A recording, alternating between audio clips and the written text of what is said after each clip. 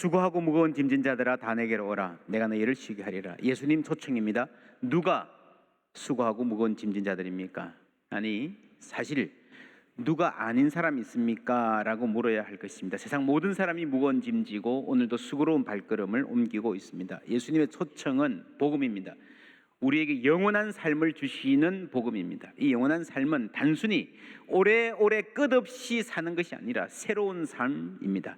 이 새로운 삶은 천국 가서가 아니라 예수 믿으면 그 순간부터 시작되는 줄 믿습니다. 수고하고 무거운 인생 짐진 자들이 진정한 쉼을 얻고 그 짐을 잘 지고 갈 수 있는 힘을 주시는 것, 그것이 새로운 삶입니다. 모든 사람이 모든 인생이 무거운 짐 지고 가지만 그 무게는 다 다른 것 같아요. 일단 객관적인 짐의 무게, 어떤 사람은 자기 앞가림만 잘하면 된다 싶지만 어떤 사람은 많은 식구를 부양해야 되는 책임, 또 훨씬 더 큰 책임을 지고 사는 사람도 있습니다. 건강한 사람도 있지만 남과 같은 건강 갖지 못한 사람들, 장애가 있는 이들의 짐은 더 무거울 것입니다. 이에 더하여 인생 짐의 주관적인 무게 또한 다 차이가 있습니다. 똑같은 짐을 져도요 더 무겁게 느끼고 힘겹게 살아가는 사람들 있습니다. 민감성 체크할 수 있는 리스트, 예를 들면 주변 사람들의 기분에 쉽게 영향을 받고 반응에 신경을 많이 쓴다. 사람들이 무엇에 불편함을 느끼는지 잘 알아차리는 편이다. 모든 문제를 자기 탓으로 돌린다. 다른 사람이 지켜볼 때는 제 실력을 발휘하지 못하는 경우가 많다. 너무 쉽게 피로감을 느낀다. 특히 다른 사람과 함께 있을 때에 관계에 불편함이 생기면 쉽게 마음을 닫아버린다. 가능성이 거의 없는 일인데 그거 생각하느라고 잡념으로 시달리고 밤에 잠도 못 자고 뭐 조금씩은 이런 데 되실 것입니다. 근데 그게 특별히 심하면요 이제 또 다른 방법이 필요하다라는 말입니다. 예수님께서 수고하고 무거운 짐진 자들아 다 내게로 오라 하시고요, 내가 그 짐 다 대신 져줄게 하지 않으시고 내 멍에를 메고 내게 배우라라고 말씀하십니다. 여러분, 우리는 배워야 됩니다. 예수를 믿기만 하면 내 모든 인생의 짐이 뿅 하고 다 사라지는 것이 아니라 어떠한 신비한 힘이 나를 공중부양해가지고 저 높이로 올려다 놓는 게 아니라요, 내 발로 거기에 올라갈 힘을 주시는 거예요. 하박국 3장 19절 말씀 함께 읽습니다. 주 여호와는 나의 힘이시라. 나의 발을 사슴과 같게 하사 나를 나의 높은 곳으로 다니게 하시리로다. 아멘. 하나님이 힘이 되시면 내 발이 사슴같이 돼서 높은 곳에 쳐다보기도 힘든 입에 내 발로 올라갈 수가 있게 된다는 말입니다. 이게 주님이 주시는 힘이고요, 이것을 우리가 성경을 통해서 배워야 됩니다. 여러분, 성경을 보면요 아주 다양한 사람들이 나오고 그 각자 다양한 사람들을 하나님이 사용하시는데 예민한 사람들도 많이 나옵니다. 대표적으로 디모데, 내가 밤낮 간구하는 가운데 쉬지 않고 너를 생각하여 청결한 양심으로. 그러니까 바울이 디모데를 생각하면 딱 떠오르는 두 가지 이미지가, 하나는 청결한 양심, 깨끗한 순백의 그런 어떤 생활 태도입니다. 조상적으로부터 섬겨온 하나님께 감사하고, 두 번째 내 눈물을 생각하여. 여러분, 바울이 딱 디모데 생각하면 떠오르는 게 눈물이 그릉그릉한 모습이에요. 어떤 사람을 생각하면 딱 이래 먼저 떠오르는 인상이 있지 않습니까? 깊이 박힌 인상.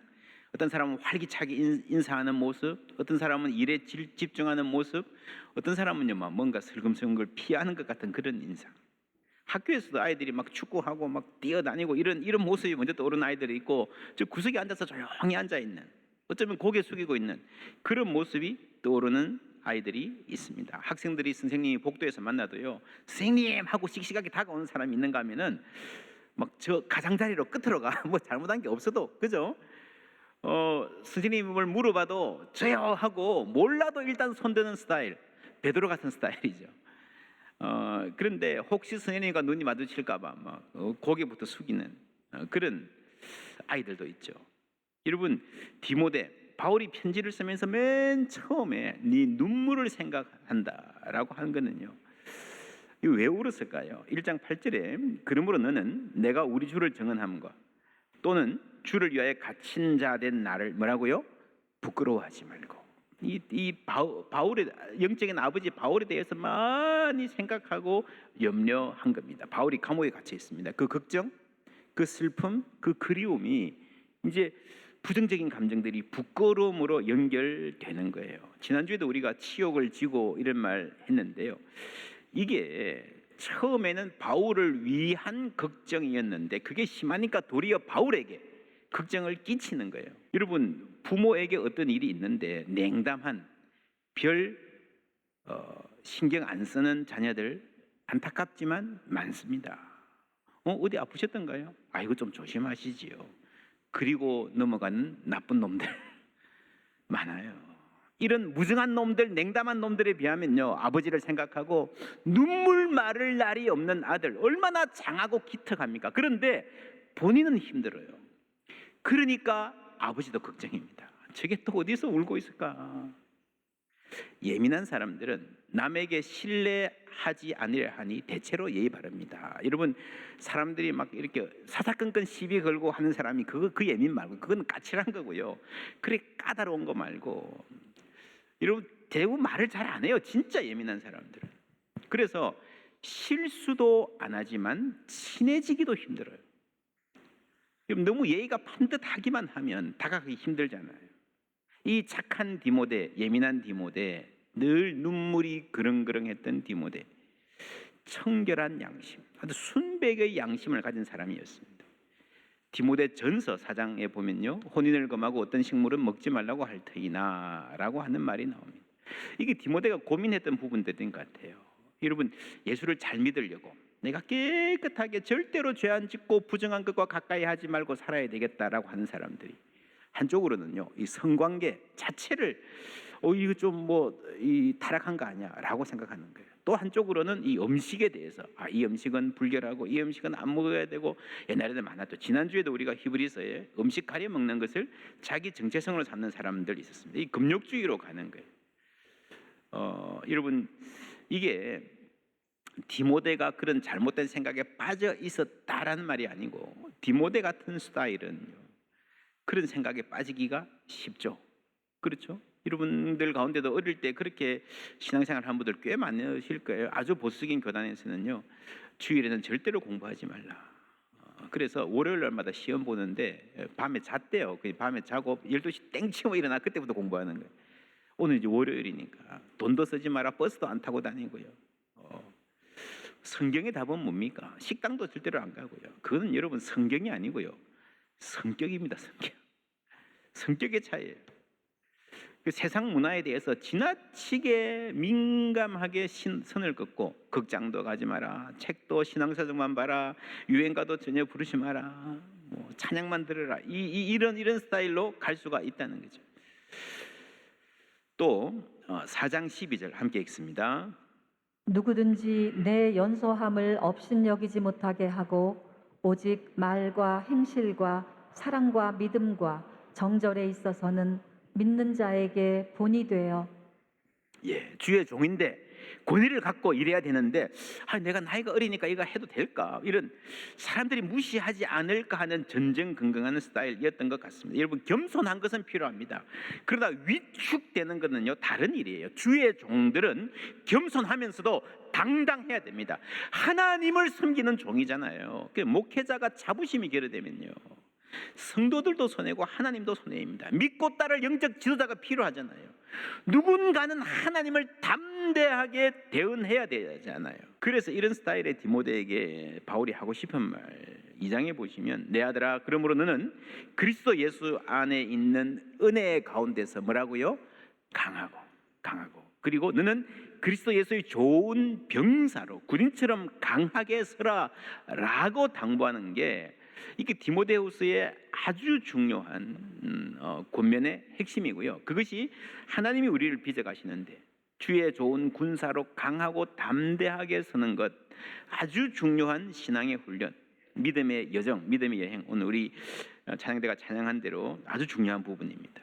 그러니까 세상의 문화와 가치 앞에 위축되지 말라. 겸손하지만 당당하게 서라.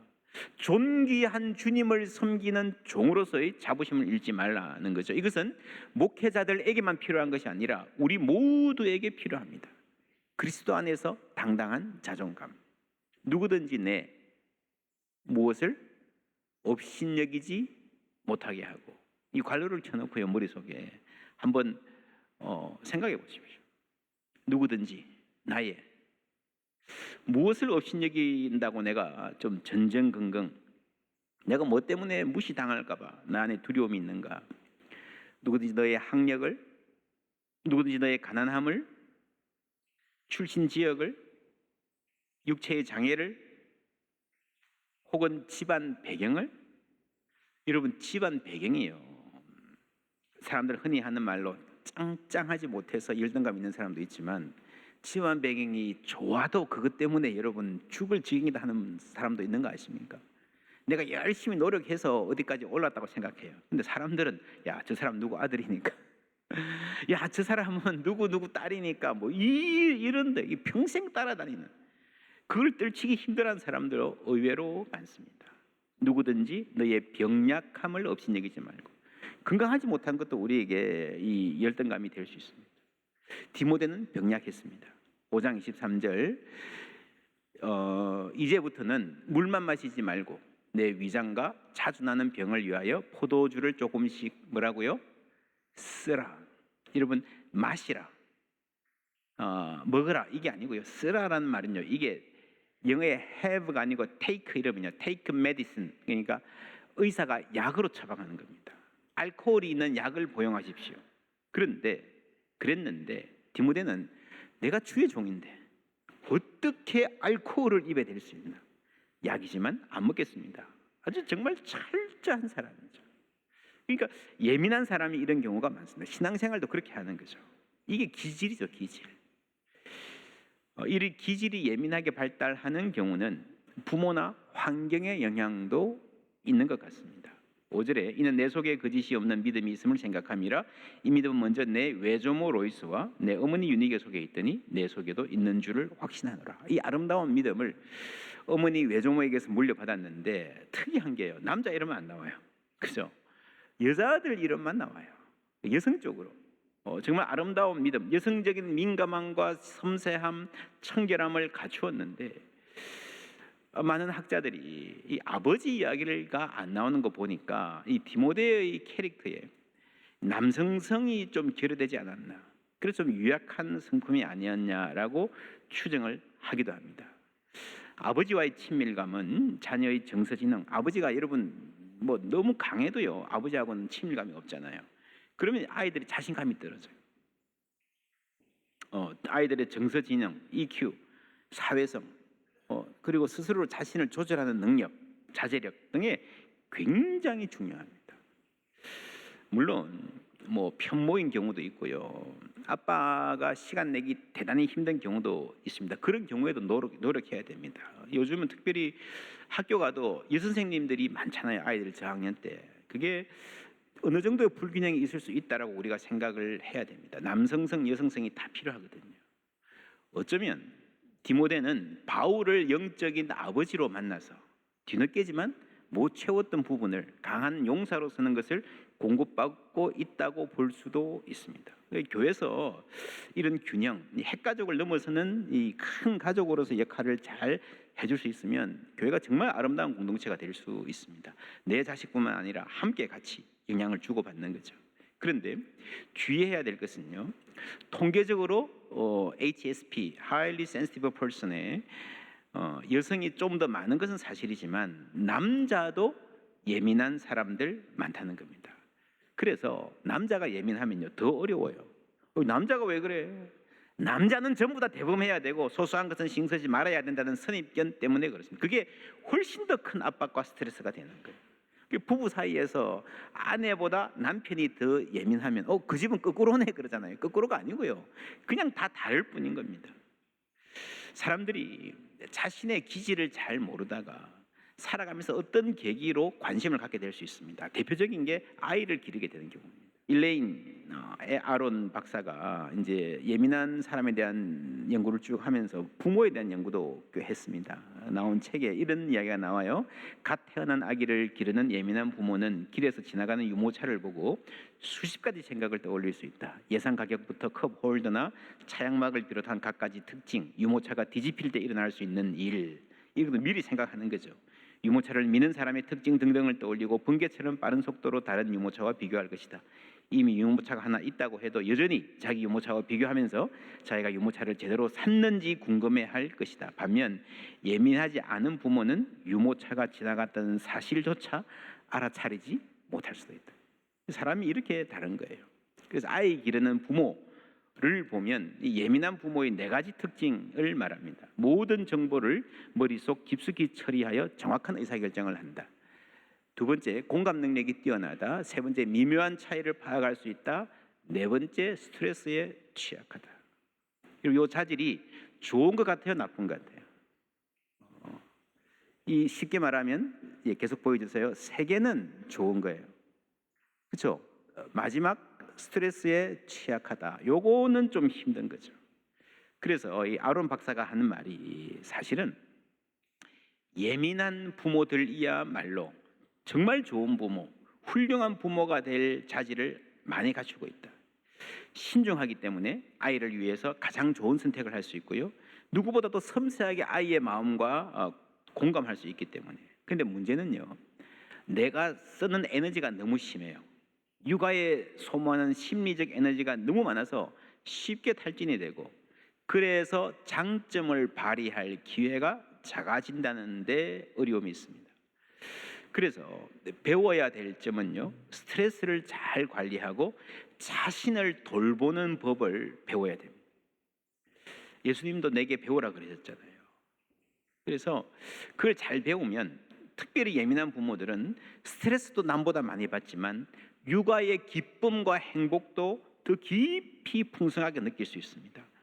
적절히 자신을 돌보는 법을 배우면 누구보다도 행복한 육아를 할 수 있다는 설명을 합니다. 어떤 사람들은 예민함과 우울증을 혼동하는데, 우울증은요 병이에요. 그렇죠? 증. 그래서 우울증은 치료가 필요하고 가능합니다. 물론 우울증에 걸렸다고 해서 부끄러워할 필요는 없습니다. 우울증은 마음의 감기다 그러잖아요. 그죠? 누구나 감기에 걸릴 수 있습니다. 치료하면 됩니다. 그런데 예민함은요 기질이기 때문에 이게 치료하는 게 아니에요. 그냥 살아야 돼요.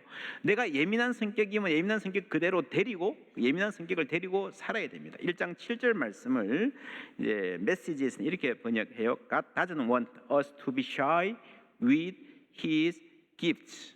그분이 주님 주신 선물에 대해서 shy, 부끄러워하지 말라는 거죠. 그리고 bold, 이제 담대하고 사랑하고 sensible, 민감하기를 원하신다. 이런 민감한 것은요 필요합니다. 예민한 기질도 하나님이 주신 겁니다. 이것을 선물로 받아들인다. 내 성품을 여러분 선물로 받아들인다는 것은요 부끄러워하지 않는다는 거죠. 여러분 아십니까? 하나님 주신 기프트, 선물을 부끄러워하는 것은요 하나님을 무시하는 겁니다. 우리가 말씀을 받을 때 아멘 하잖아요. 아멘이 뭡니까? 그대로 받겠습니다 하는 거잖아요. 그래서 하나님 주신 선물이면 내 기질을 향해서도 우리가 아멘 할 수 있어야 될 줄 믿습니다. 내 기질, 내 성품을 갖고 아멘, 하나님의 선물인 줄 믿습니다. 하나님이 지으신 모든 것이 선하다 그랬거든요. 그래서 여러분 내 성품을, 내 기질을 있는 그대로 감사할 수 있는 것이, 사랑할 수 있는 것이 믿음의 힘입니다. 여러분 예민한 기질은 물론 피곤합니다. 그런데 좋은 면도 정말 많습니다. 예민한 사람들은 다른 사람의 아픔을 품는 공감, 작은 것도 그냥 지나치지 않는 예술적 재능, 남들이 하지 못하는 생각을 해내는 창조성, 그게 전부 다 예민함의 복입니다. 살다 보면 예민해지는 때가 있어요. 또 누구나. 너의 그 한마디 말도, 그 웃음도 나에겐 크다란 의미, 너의 그 작은 눈빛도, 쓸쓸한 뒷모습도 나에겐 힘겨운 약속. 옛날 유행가죠, 그죠? 여러분 쓸쓸한 뒷모습을 보고도 많은 생각을 할 수 있는, 그게 사랑이잖아요, 그죠? 사람이 예민하게 될 때가 있습니다. 외모, 건강, 뿐 아니라 나의 내면, 나의 영성, 하나님과의 관계, 나의 기질과 성품, 거기에 대해서 민감해지는 게요. 그게 성장하는 거예요. 그게 철드는 겁니다. 그래야 우리는 잘 살 수 있습니다. 여러분 아십니까? 하나님도 민감하십니다. 우리가 좋아하는 찬송, 나의 작은 신음에도 응답하시는 하나님. 그렇죠? 시편의 말씀 두 구절을 함께 읽습니다. 여호와여, 주께서 행하신 일이 어찌 그리 크신지요. 주의 생각이 매우 깊으시니이다.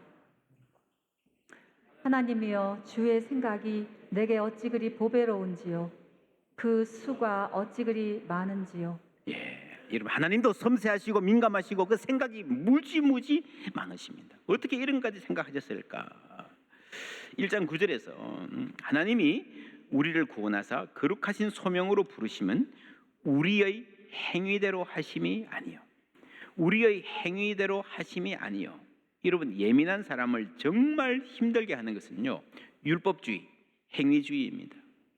내가 하기에 달렸다는 거죠. 여러분 아니에요. 우리의 인생, 이 세상 내가 하기에 달린 것이 아니라 하나님께 달려있는 줄 믿습니다. 우리를 부르신 것은 나의 행위와 상관없이 은혜로 부르신 거예요. 내 인생 내가 이것저것 신경 쓰고 밤잠 못 자고 챙기고 그래서 여기까지 왔다 싶습니까? 아니에요. 하나님이 잘 봐주셔서 온 겁니다. 그게 뭐예요? 하나님의 은혜예요. 지금까지 지내온 것 주의 크신 은혜라 믿습니까? 그러면 앞으로 우리의 삶도 주님의 은혜로 주님이 이끌어 가시는 삶이 될 줄 믿습니다. 이 믿음이 있으면요, 우리가 주님께 맡길 수 있는 겁니다. 예민한 기질은 살아 있겠지만 사라지지 않지만, 여러분 예민함에도 불구하고 자유를 누리며 살아갈 수가 있는 겁니다. 예민하지 않은, 마지막으로 여러분 예민하지 않은 사람들은요, 예민한 사람들에게 많은 빚을 지고 있다는 것을 알아야 됩니다. 우리 속담에 목마른 사람이 우물 판다라는 말이 있잖아요. 필요를 느끼는 사람이 해결책을 만드는 거예요. 그렇죠? 누가 먼저 필요를 느낍니까? 누가 목마릅니까? 다 물이 필요한데 먼저 목마른 사람이 우물을 파는 거예요. 그래서 세상이 움직여 가는 거예요. 여러분 대부분 가정도 그렇고요, 모든 사람들의 공동체가 그렇습니다. 예민한 사람들이 먼저 대비하고 챙기고 하는 덕에 모르는 사람들은 그냥 묻어서 살아가는 거예요. 에이 뭐 성질 들어온 내가 해야지. 그 성질 들어온 게요 사실은 예민한 거예요. 물론 뭐 사사건건 까다롭게 시비 거는 그런 까칠한 거 말고요, 진짜 예민한 사람은 말 잘 안 하죠. 말 잘 안 하고 내가 불편하니까, 내 눈에 보이니까 이대로 가면 안 되겠으니까, 신경 쓰이니까 내가 힘들어도 내가 하고 마는 거예요. 그래서 대부분요, 예민하지 않은 사람은 예민한 사람들 덕에 그 사람들이 내가 몰랐던 것까지 다 미리 챙겼기 때문에 살아가는 거예요. 주위에서 챙긴 사람이 있었어요. 예민해도 괜찮아.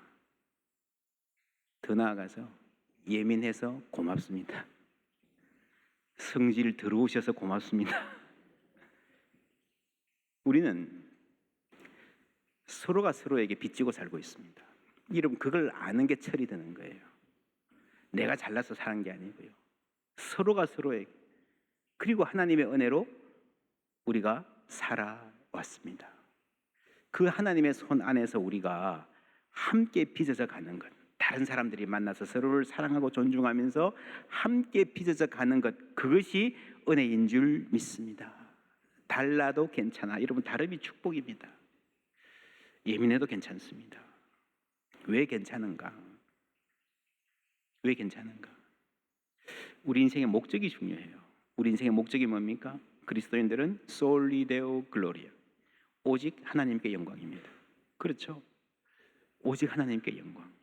하나님께 영광 돌리는 삶을 살 수 있으면 잘 사는 거예요.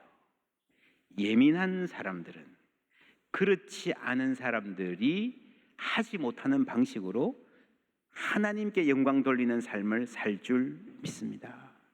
그리고요, 그런 사람은 반드시 예민하지 않은 사람들이 모르는 깊은 은혜, 하나님의 섬세한 터치하심, 그것을 알아가는 영성이 개발될 수 있습니다. 우리 서로 받은 그 기쁨 알 사람이 없도다. 할렐루야. 이런 민감함 우리에게 주시기를 바랍니다. 내가 말로 다 못해도 하나님이 나와 함께 하심을 알고 신뢰하고 든든히 붙잡고 살아가는 사람. 그래서 내가 좀 예민하지만, 좀 특별한 돌봄이 필요하지만 내 인생 전체는 더욱더 견고한 반석 위에서 하나님께 영광 돌리는 삶을 살 수 있을 줄 믿습니다.